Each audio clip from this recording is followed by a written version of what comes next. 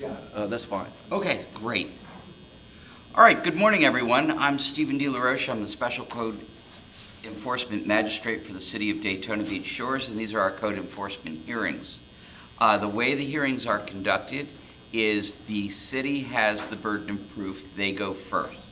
It is up to them to prove their case beyond a reasonable, or by a preponderance of the evidence.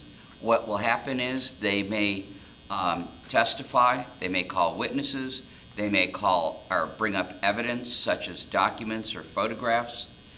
At the close of each section of the city's stated case, you have the opportunity to cross-examine them. That is, to ask them questions. It is not your turn to tell me your side of the story.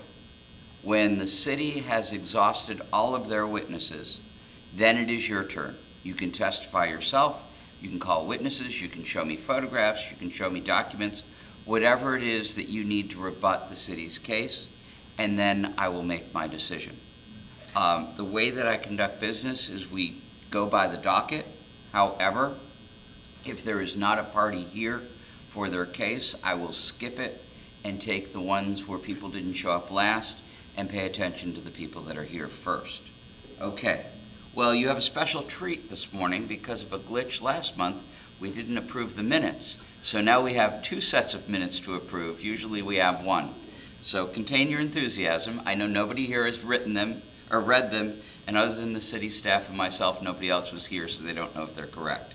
So I'm going to take them both at the same time.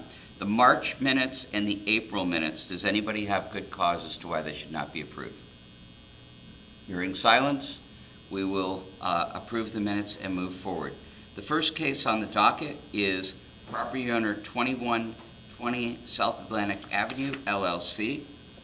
It is case number CDEF 2020-95. Good morning, Ms. Herstein. Good morning, Your Honor.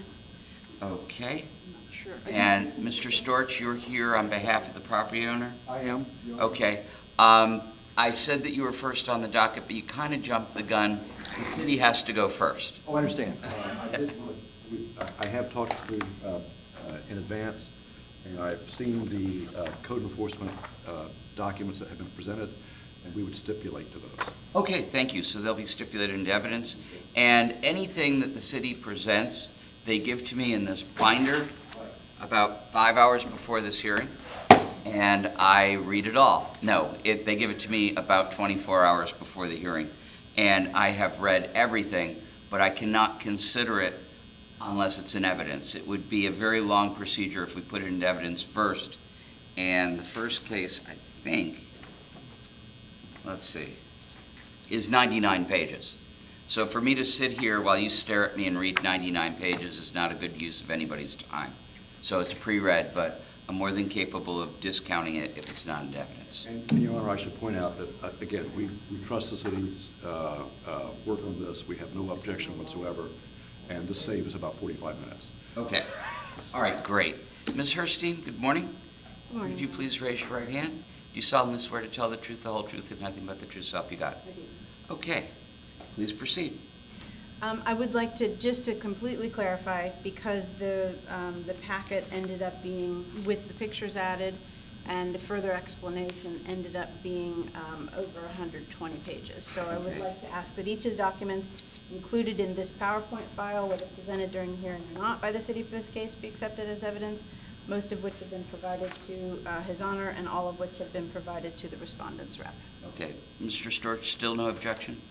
No objection, Your Honor. Okay, then they'll be accepted into evidence as they appear before the special magistrate. I will note to both parties that I have driven by this building numerous times. I have seen it from the road. I have never walked around it or inspected it, but I have to get here somehow, and in fact, I drove by it this morning. Okay?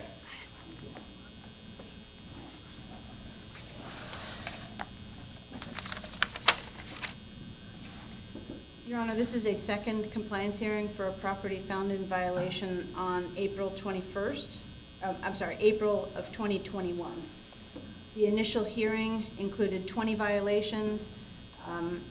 which included not having registered the vacant building and not having obtained a certificate of compliance vacant property. Okay, yes. With no additional compliance, I just do want to briefly go through some pieces, just so we're clear about, I promise it won't be the 45 minutes, it'll be much less. And I do want to also state that we're not going through the pictures, but there are pictures of every violation, pictures of the last time that we show non-compliance, and then a picture of it compliant as well, and also each of the permits that. I don't know if I've seen the pictures of it compliant. Your Honor, it's in the packet, and my suggestion Okay. is that we breeze through that piece of it, because that's not presented to you in your notebook. Okay. There are pictures of it looking a heck of a lot nicer, but nobody wrote compliant on the photograph, so, We okay. can do a couple of those, just so that you see what's available, if you'd like, but I would like to spend 5 minutes. I really don't doing think an it's overview. relevant. If you say it's compliant, it's compliant. It's not up to my amateur eye to say, hey, that looks nice now. Because I wouldn't know what's in the walls or anything else that was part of the violation. So are you saying that the 5 minutes just for the overview, not looking at pictures, is not acceptable? No, you can do, it's your case. You can do anything you want. Thank you, Your Honor. With no additional compliance, an affidavit of non-compliance was generated after the single compliance date. There was only one given of December 21st, 2021. After the first compliance hearing held January 19th, 2022, an order imposing fine and lien was issued and recorded. Of the 20 violations, violation T was for having a building vacant longer than 60 days without achieving a certificate of compliance vacant property. And until we received the certificate of compliance vacant property application, we're not able to schedule a walkthrough to identify any interior deficiencies for the property. So at that point, almost a year in, they had not submitted to just a basic interior walkthrough. And for Mr. Storch's edification, that is simply about eliminating life safety issues for emergency responders, for somebody walking through to rent or lease the property, not about being turnkey ready to open. So on November 16th of 2022, almost 11 months after the fines began, we did receive the certificate of compliance vacant property application, and we scheduled the inspection, the walkthrough, for the very next day. Only 2 interior deficiencies were noted: a conduit piece hanging down from an upstairs ceiling and storage in multiple parts of the building, which is not allowed in a vacant building. Because Hurricanes Ian and Nicole had just impacted our area, soffit, fascias, siding, and wash bay ceiling panels were exacerbated. So basically, a lot that was going on the property already was exacerbated by those storms. 10 exterior violations were noted. All 12 issues needed to be rectified before that CCVP could be issued. Half of that list, though, were already identified in the findings of fact document. We're not going to go through the pics, so they are available. Also available in the packet is each of the permits, the final inspection of which is noted in the paperwork. Should we need to refer to those for any reason, they are available because some of these violations are not deemed compliant as per His Honor's order until the final inspection is conducted and, more importantly, approved. I would like to call Steve up in case there are any questions for the building official before I offer, not a recommendation, this is a second compliance hearing, but the 2 likely order choices. Okay. Mr. Evans, before you testify, Mr. Storch, do you have any questions for Ms. Herstein? No. Okay. All right. Do you solemnly swear to tell the truth, the whole truth, and nothing but the truth, so help you God? Yes, I do. Okay. Please identify yourself. I'm Steve Evans, the building official for the City of Daytona Beach Shores, and I've been here over 21 years. Okay. Thank you, Mr. Evans. Can you, have you had a chance to look over the packet as it was presented, or it hasn't been presented, as it was prepared? Yes.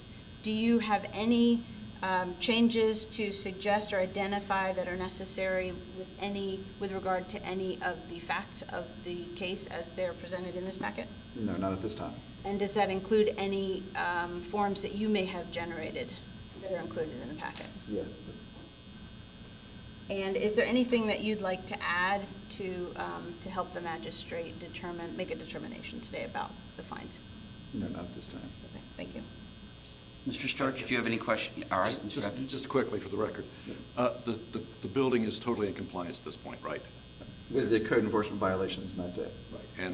And probably those code enforcement violations were in compliance at various times before the entirety of the matter was completed. I did not do the inspection to see when they were in compliant or not compliant. That would have been done by the code enforcement. Fair enough, thank you. Okay, before you leave, I have a couple questions. Ms. Herstein, if you could look at 4A-8.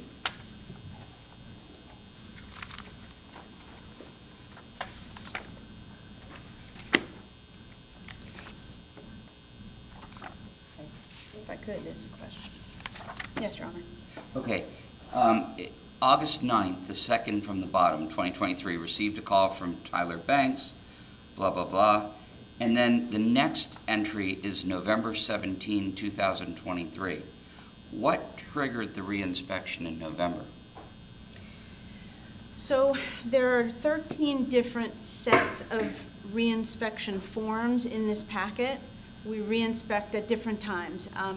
In addition to the 13 included in the packet, we're out on A1A frequently, so we might see something that looks different, or we might say we haven't been there for a month, we should get an update as to what may have become compliant.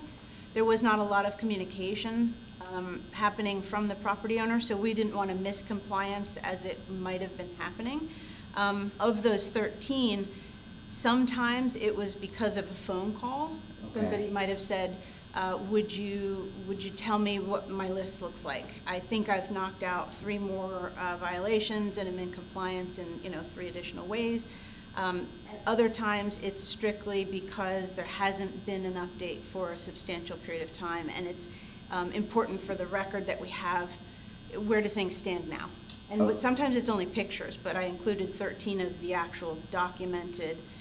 Here's from the lists, here's what's compliant and here's what's not.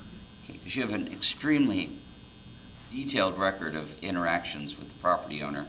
And I note from August 9th until February 7th, 2023, 2024, it didn't seem like you had any contact with the property owner. You had a potential buyer, but no contact with the potential There's of been the a actual owner. number of potential buyers. I didn't include each interaction. Sometimes it was a simple matter of somebody walking into the property or to the building department to say, hey, what's going on with that property? I'm thinking about making an offer on it. Okay. It's been for sale for much, if not all of the time. I did not include each of those interactions. There have been Well, they're not really times- relevant. There have been times that it has gone all the way to the point of buyers coming into the city, sitting down, talking about exactly how they would rectify each violation, et cetera, and then for whatever reason, the sale not going through. I've had disappointed buyers call me back, potential buyers call me and say, we're not going to be able to purchase, we couldn't reach an agreement. Okay. So, Thank you. It just struck me that there was an awful long time period where there were no entries.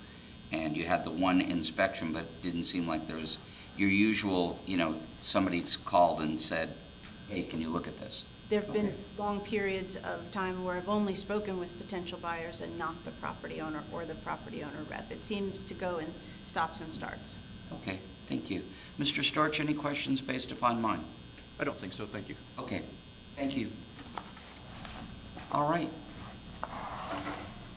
This is your opportunity, Mr. Storch. I do not swear attorneys. Well, you took an oath before the bar. I did. I'm assuming it took. Because oftentimes in hearings, I have people in the audience say, how come he doesn't have to do that? So, for the record, my name is Glenn Storch with the Storch Law Firm. I am here because Joey Posey, who is the attorney in this case, has another hearing before the county council, and so we flipped. Here I am. Okay. So the bottom line is this. Code enforcement is a special matter. It's a very difficult thing for cities, trying to find ways to make certain that everything is in compliance with their rules and regulations. In this particular case, you have someone who's worked hard to make that happen. I can tell that. And so that's why, again, everything that was in here was stipulated to. I'm not blaming the city for any of this. I am trying to find solutions because in code enforcement, to me, it is almost an equitable process. You're trying to get the landowner to do what is right by the city. And you do that with a variety of things. You do it with potential violations, you do it with potential fines, and then finally you have the compliance, which we have now. This is now in compliance. The question is, what is the appropriate fine in this case? And the appropriate fine should not be punitive. It should not be, we're really mad at you, and we want to find some way of really punishing you for how long this took. That shouldn't be the case. It should be, let's talk about what's appropriate. Let's talk about why these things happened and why it took so long and what the issues were. So in this particular case, and I believe I confirmed this, there weren't life safety issues. And it's not something that was really a life safety issue. There was a vacancy issue. And that's what led to all the other violations. Because in fact there was a vacancy and there was not a vacancy registry. That started the process. But in this particular case, the problem is the property owner did not know this. The property owner in this case has been a victim. So in Has been a victim. because of the fact he didn't know what was happening. His property manager was not telling him and was in fact purposely not telling him of these issues. So in April of 2021, there was an initial initial hearing for code compliance. The property owner did not know there had been a violation notice. The property owner had never been told there had been a violation notice. The property owner had not been told there was an initial hearing for a code compliance or required compliance by December 21st. That there was a reinspection in December 22nd, which occurred, notice of corrected answer, but still no non-compliance.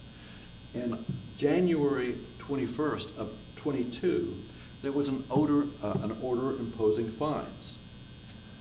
Again, the property owner itself did not know this. In October 22, Joseph Ernest, who is the actual owner of the property, the sole owner of the property, was made aware of the situation. Prior to that, he was not. By the way, the property manager was fired, as you can imagine. In November, again, within 1 month of him finding out about all of this, he submitted the city application for a vacant property registry. So he started that process in November 21st, 2022. He received a letter from the city acknowledging the receipt of the vacant property registry submittal. The letter also notes additional exterior damage because of the hurricanes Ian and Nicole. Now, this is an interesting part about this. Mr. Ernest is actually in the business of dealing with damage from hurricanes. That's what he's been doing. So from late 22 to April 23, after Ian and Nicole hit the area, he was involved in trying to restore damaged properties across the state and across multiple areas. This was obviously his major focus on dealing with this. You guys had damage, massive damage at that time as well. I was flooded. I was out of my house for 6 months. These are terrible times, and you're trying to get all these things done at the same time. In the meantime, Mr. Ernest was working on Oceans Atrium 1, which had damage to all units. He was working on Oceans 8 condominium repairs, which included water mitigation. It took over a month to complete. He was working on the Grand Coquina condominium, which had multiple water damage which required extensive repairs, and he was working on the Inglewood Beach Club, which had water damage and needed mitigation and demo services. Mr. Storch, let me help you out. Sure. If you're going to base your case upon the owner being deceived by his property manager, Right. I'm going to need the testimony of the owner. I have no reason to doubt that you would not lie to me, No, I agree. but that's an evidentiary, not an argument. I do not have the owner here. I know. That's why I'm telling you.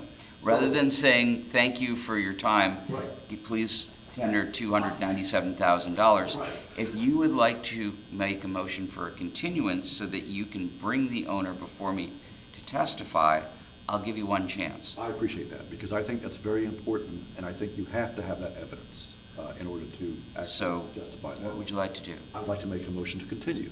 It is granted, Thank you. okay? As knowledgeable as you are, you're not the person I need to hear from. I understand, as far as, So, Sherry, I'm going to grant the Ora Tennis motion for continuance. If we could schedule this on 30 days enough? sure. Okay. We'll reschedule this 30 days out. And, Your Honor, are we going to be starting the process from this point, or do we start over again? We're going to start from where I interrupted you. I appreciate that. Okay, you can even finish your opening statement if you'd No, like. no, I'll- And I ordinarily don't, but this is almost $300,000. I have no idea what the value of the building is.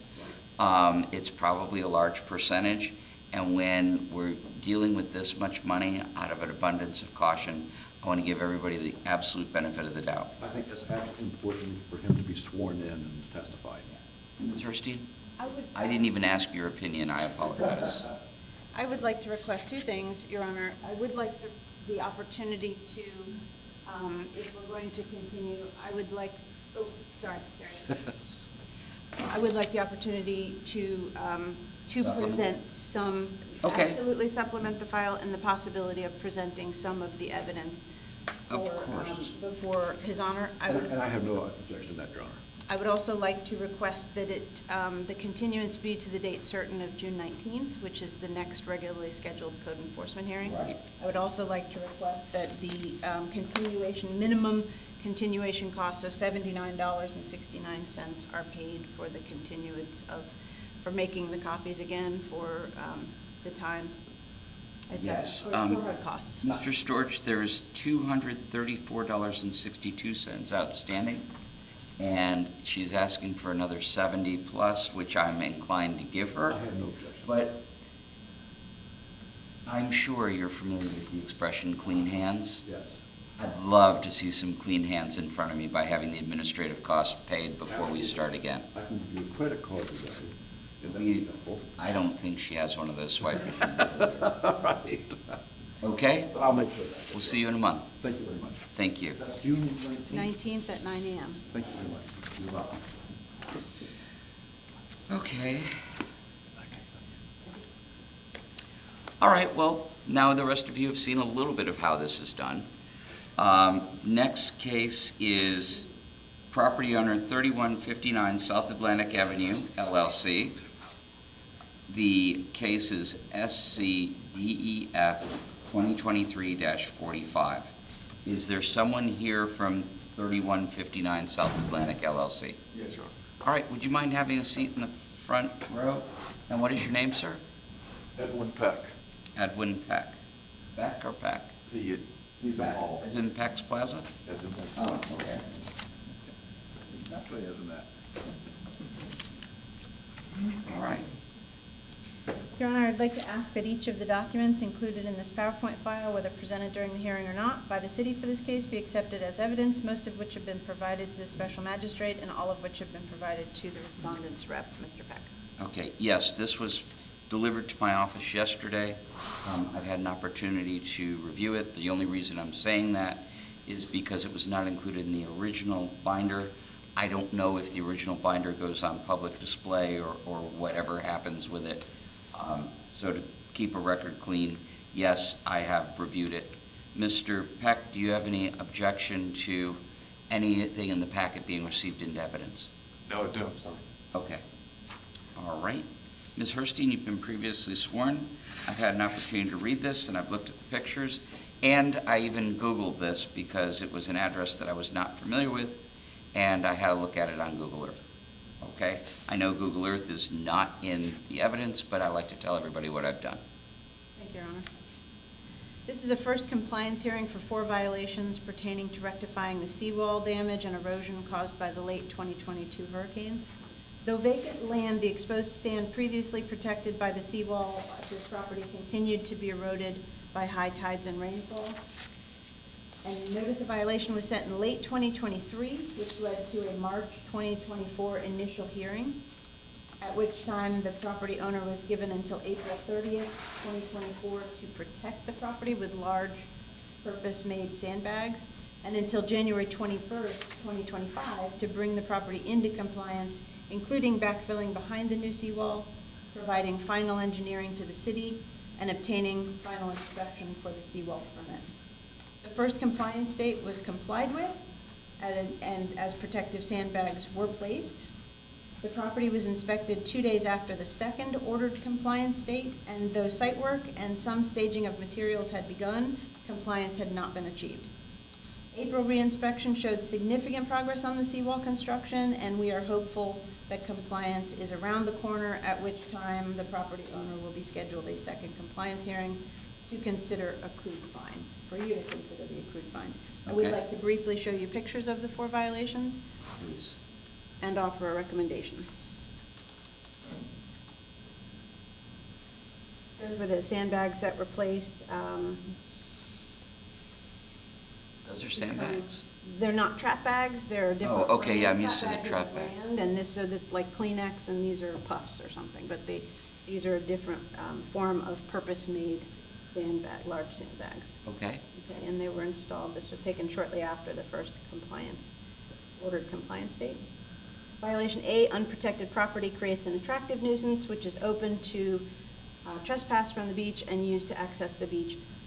Pictures on the left are prior pictures, older pictures showing what was taking place on the property, and the picture at the bottom right is from the follow-up inspection taken on January 23rd of this year, so just a couple days after the final compliance date. You can see that they're staging materials down there, and there's some equipment down on the beach. They're definitely getting ready. Violation B, land on the east side of the property was eroded away when the seawall was destroyed in late 2022 with no restoration permitted to begin. Obviously, well, not obviously, but before they got started, they did have permits, but again, these, the order was, and date was given not just to begin or not just to place the seawall, but to do those other 3 things, which is providing the final engineer's report, get approved final inspection, and backfill before those other 2 things, backfill behind the wall. So the picture at the bottom shows a little bit better of what was transpiring on January 23rd. Violation C, unprotected property erosion is potentially injurious to adjacent properties. Again, pictures on the left, older pictures. You can see that red arrow pointing to how far back it went to the neighbor, along the neighbor's return wall, which was a potential concern, a large potential concern for the neighbor because it was completely unprotected, and every time we got a storm or rainfall even was deteriorating the property. Anyway, again, follow-up inspection 123. Final compliance had not been achieved.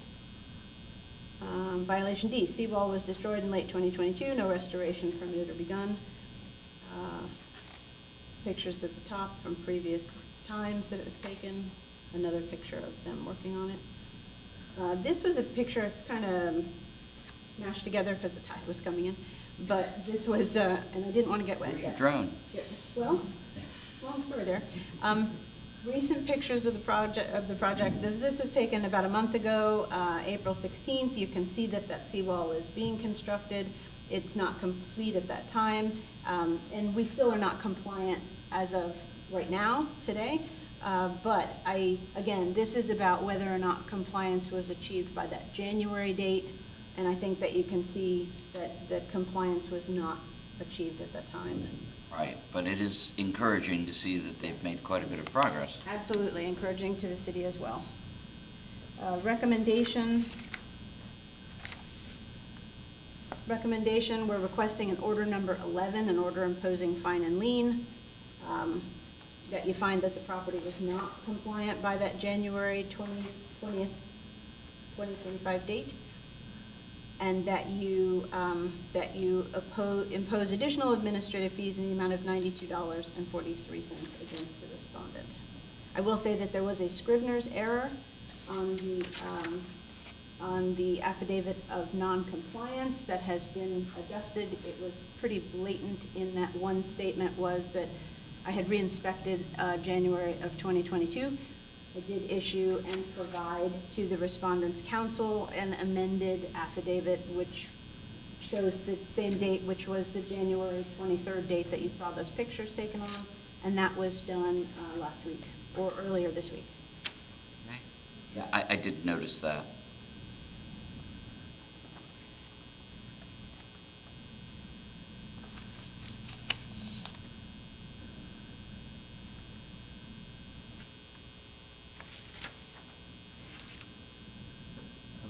Okay.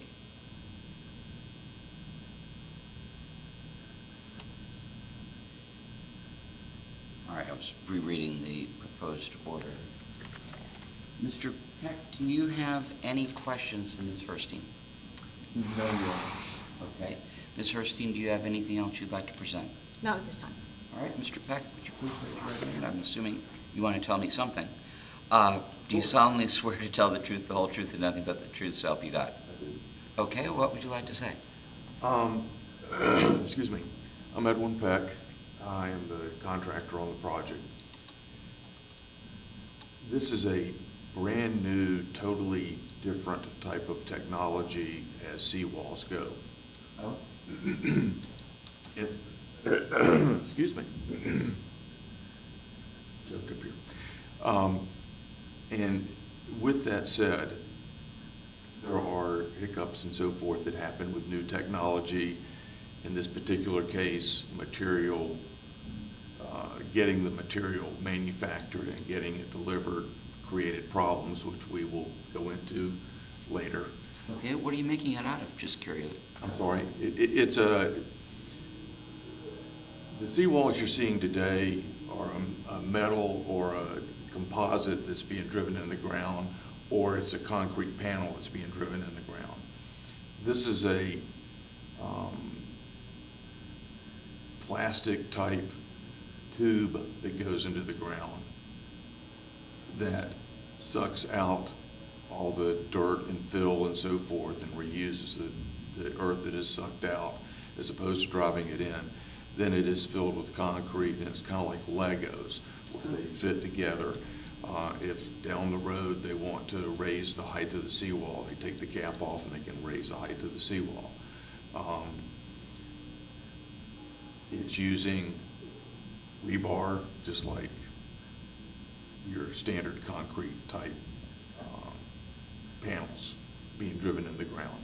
So it's a whole different type of technology that has been developed, and it's in its infancy stage of being developed. And we can get in later as to what happened to the material manufacturing and all that. But we had delays. We acknowledge that we did not finish on the time that they have presented before you. I would like to say we had an additional pour yesterday. Oh, great. So it is progressing. We have the pile cap to put on top of it, which the materials hopefully will be air freighted in, and we'll be able to get that done in the next few weeks, next week or two. Okay. So we are progressing. All right. If you can show me that the delay was worth it, I may be inclined to take some time off for you. Thank you very much. Okay, I'm very interested in any time somebody goes the extra mile to improve the situation as opposed to just throwing up a cinder block wall and saying, ta-da, we've done it, knowing full well it's not going to mount to our hill of beans next time we get a good storm. My understanding is that the lifespan of the seawalls that are going in today are 30, 40 years old, or 30 or 40, 50 years maybe. this technology has an expectancy of over 100 years. Okay, I'm very interested. I live in Ormond by the Sea, and I've seen A1A wiped out several times. They put sand back, which was silly. Then they put rock down, which didn't do much. And now they're actually doing something with rebar-filled tubes that look like they may have gotten it right. So if you'd like to make a presentation, I'm very interested. I may give you an accommodation. Thank Okay? you. I appreciate it. Invite you to please go to the site if you'd like to and take a look at it and see what we're doing. I can't. Okay, well, You we'll have send you to- pictures in. Yeah. Google Earth is as far as I'm willing to extend my personal inquisition. This is resolved, you're welcome to Yes. go visit. Okay. All right, so I'm going to find that you were not in compliance, issue an order number 11, Sherry. Order that you pay $92.43 within 30 days. Can you do that? Have that. And fines run $250 a day from the failure of compliance until you are completely compliant. Yes, sir. Okay? See you at the next hearing, sir. Thank you. Thank you. Okay. This one I got very excited when I thought it was the miniature golf course, but it wasn't. Pirates Cove. I just glanced at it when you sent me what I call the quick sheets. All right. Next is Pirates Cove Condominium Association, not miniature golf course. 3501 South Atlantic Avenue, Daytona Beach Shores, case SCDEEF 2023-47. And you are whom? Alicia Delegati, the CAM manager for the property. Okay.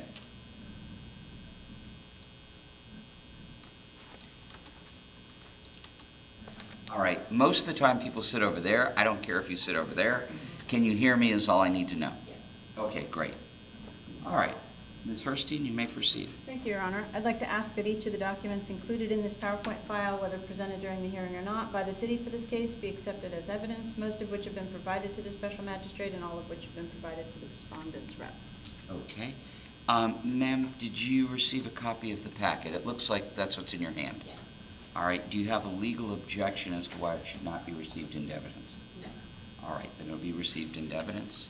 Please proceed. Thank you, Your Honor. This is a first compliance hearing for the second compliance date for damage to a seawall, retaining wall, and structures behind and above the walls from the late 2022 hurricanes. After an initial hearing in January 2024, the property was brought for a first compliance hearing for the first compliance date of January 2025. By this date, the retaining or return wall, you could call it one or the other, along the north property line was to have been replaced in accordance with Phase 1, their stated Phase 1 of the restoration plans for the property. February 20th, the property was found to have remained in violation beyond the first ordered compliance date by His Honor, and an order imposing fine and lien was generated and recorded. April 30th was the second compliance date by which full compliance was to have been achieved. Re-inspection on May 2nd showed that compliance had not been achieved, though work is underway on the north returning wall at this time. I'd like to show you briefly pictures of the violations and the re-inspection pictures. Okay, please.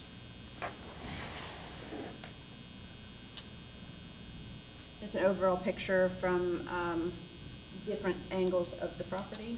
I have a question. When I looked at these yesterday, the corner wall there, the one to the right is significantly lower than the one to the left.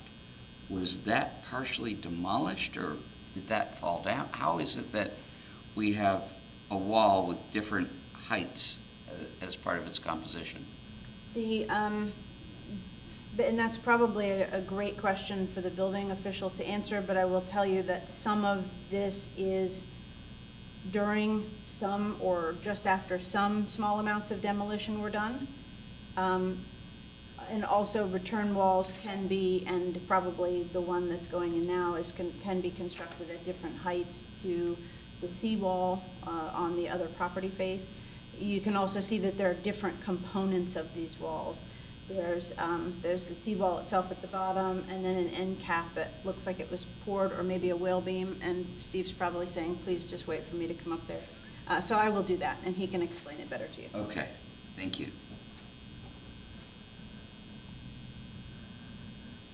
These were just pictures setting the scene. That was the above left was 2007, and early 2024, just showing you a comparison of what was there before and what has been destroyed.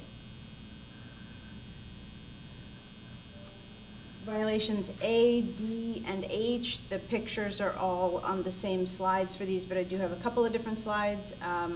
Pictures above from 2023 and early 2024. Pictures below were taken May 2nd of this year. Violations A and D, wall at the northeast corner of the property is flawed and missing in places with only temporary sandbags preventing further damage to the property from high surf events. And violation H, retaining wall at northeast corner of property is not in good repair / missing and not protecting property elements. But you can see that they are beginning, that buff color is a fence. It's not the wall going in. That's just a partial fence. Okay. Violations A and D, again, I just read them for you. Pictures on the left were from 2023 and 2024. And again, a picture of below of taken May 2nd. Same violations, and again, the orange post that I imposed is just to identify where that corner is, because sometimes it's hard with a two-dimensional image to see what you're looking at and compare. You can see they've done a little bit of restoration, just temporary, in order to place the wall, in preparation for placing the wall, but it's certainly not compliant. Again, just pictures giving you comparison from what it was previously.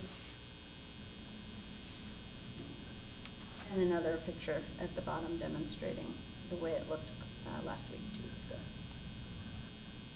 Violations B and E, structure at the northeast corner of the property is flawed and missing walls and a roof. You can see that has not been rectified. They have done demolition. If you look at the bottom left picture, you can see where parts of the structure back on the pool deck were remaining, and that they have demolished those. But they have demolished them in a temporary way, not in a way that's meant to be left permanently. What does that mean? I noted, in fact, I even highlighted that sentence in the book. What do you mean in a temporary way? Alicia may be able to better answer this, but what they have done is just move pieces of debris to assist themselves in, and move pieces of wall that could continue to come down to assist them with the restoration process. But it has not been demolished and left in such a way that it could stay that way and be safe for the property, safe for the building, safe for people to walk all over it. So it's in a temporary state of demolition right now. It has not been, if they said, hey, we don't want to put those structures back, it has not been left in such a way that they could move on from here and not take any more action regarding the demo of structures. Okay. Thank you. Absolutely, Your Honor. Violation C and I, paint on the seawall is deteriorated and peeling. That's evident in the pictures at the bottom that it still is that way. Violation F, concrete spalling in multiple places on the seawall, evidenced by exposed rebar and rust streaks. You can see the two pictures on the right side of the page taken at the beginning of May.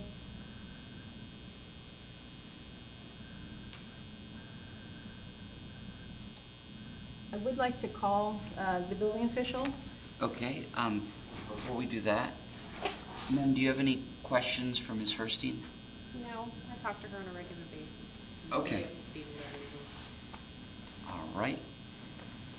Mr. Evans, you've been previously sworn. Steve, if you wouldn't mind, please state your position with the city, how long you've been with the city. I'm the building official for the city of Daytona Beach Shores. I've been here over 21 years. Thank you, Steve. And are the pictures as they've been presented, and do they represent an accurate account of what you've observed on the property? Yes, I do. And do the facts as they've been presented at this point represent an accurate account of the facts as your understanding of them? Yes, I do. Thank you. Okay. Any questions for Mr. Evans? No, not at this time. I can answer some of your questions that you had. Yeah, about the, Different heights and seawalls are common because it's the grade that's outside of it that changes a lot of times. So sometimes they will stair step, sometimes they'll be higher in one end and not the other for that reason. This property, if you watched anything during the hurricanes and news, this is where Jim Cantori camped out because it was probably the worst one we had because of the Dunlop approach there. Right. A lot of waves come up and hit this corner and demo it. As far as the partial demo of the building, what that means is there's egress doors that are on the top floor of the second floor that entered onto a deck into a set of stairs that was there. And now that we removed the building, all we have is a second floor door that opens to nowhere. oh, okay, now I get it. All right, yeah, that's not a very good situation. So that's why we call it a partial demo or temporary demo. Okay, and what is it that, there was some sort of sun deck or something they? Yes, it was a sun deck. There's a bar that was upstairs, a bar and restaurant, and it emptied onto a sun deck that had a set of stairs that would let people off. Oh, all right, well, thank you, that makes a lot of sense now, I get it. Okay, yeah. Any other questions that you may have for Mr. Evans based upon what he just said? No, not at this time. Okay, I would, Your Honor, like to make one more statement about something that the city has learned recently about the property. It should be noted that, thank you, Steve. It should be noted that the contractor of record for this project, Mr. Steve Van Arnhem, passed away 10 days ago. He did a lot of work in our local area, including helping a lot of property owners who've been cited for unpermitted work. So he was one who would go in and help them out of that. The That's messes rare. that they've created for themselves, correct. He'll be missed. But I did want to put that on the record because it will possibly affect things moving forward, which we would discuss further at a second compliance hearing for the property as they sort out how they're going to move forward. okay. Ms. Delegati, it's your turn. Would you mind raising your right hand? Do you solemnly swear to tell the truth, the whole truth, and nothing but the truth, so help you God? I do. Okay, what would you like to tell me? Okay, so, we Wait, just recently. before we get into that, could you please restate your position? Sure, I'm Alicia Delegati, and I'm the CAM manager for the property. What is a CAM manager? Condo Association manager. I'm vetted by the state to make sure that they're in compliance with the Chapter 718 laws that they're governed under. Okay, so you're a professional working for the association, not like the president of the association? Okay, great, thank you. All right, so I've only been at this property since October of 2022. I mean, October of 22nd of 2024. So I've okay. only been there for about 7 months, going into my 7th month. Found the property completely in disrepair. So we've had a very tall order of trying to get everything back online, getting all this stuff addressed. As far as the northeast corner goes for the stairs from the restaurant, you know, we had funds given to us. They weren't used appropriately. So we have to go back to the owners for us to approve additional special assessments. Oh, fun. Per state law now. So we will be approaching our owners at a later date to see if they want to restore that particular decking feature. It used to house the pool equipment that we now no longer have to house internally. It's something that will be able to stay out externally, like DaVinci Towers has next door to us, across from us. So the cost of returning that particular feature we're exploring, if it is a certain price point and the owners decide to not rebuild it, that will be their choice that they have to make by an owner's vote at a special meeting. So that is some of the items that we're trying to work through with the new legislation that's been put onto condominiums in our area per Mr. DeSantis. You know, I definitely would like to entertain a second entrance up there, having an egress to come back down and around, maybe just a smaller staircase versus having such a big structure because we can't return any parking. The county is taking back the right-of-way access from us, and that has severely limited how much space we have to work with. So like the parking lot underneath on Exhibit 4C-32, that's not gonna be returning whatsoever. The upper deck railing there, if we are able to bring that back, that will be something that the owners are gonna have to decide to do. So some of this is going back to an owner's vote. We were able to stucco and paint the northeast corner where the pergola was. We've taken down the old wood, went ahead and patched and repaired the stucco that was there. And we are starting to work on the deficiencies of the seawall itself. We have to lay down canvas. Anything that gets chipped off or old paint, stucco work, we have to make sure we clean that up on a daily basis. You know, Right. leave it like we found it, no traces. So we have started work on that stuff. I just found out that Mr. Van Annum has passed. So that will be something that I will need to get with Steve about to figure out what our next steps are in course of action to continue work versus halting work. Because we desperately need to get that return wall in, so that way we are protected for the next round of hurricanes are gonna start by August. So we know we're under a time crunch, we're under the gun, and we're just trying to do everything that we can. And I'm constantly calling Gwen and Steve about every little thing that could possibly come up or that we could encounter or that could encroach on something on the county side. I'm talking to Niles a lot too from Duluth County to make sure that we're doing everything that we can in compliance. Okay. And I appreciate that, and, you know, unfortunately, that's the next year, Yeah. not particularly this one. Yeah, but no, I mean, we're gonna be going to an owner's vote, you know, by the end of the summer to see if they wanna have those additional balconies and things like that return and to that extent and what it would cost. So that is something that we'll have an answer on by the end of, you know, the next 3 months. Right. I don't mean to tell you your business at all. You can run it, but at $250 a day, I wouldn't wait till the end of summer to contact me about it.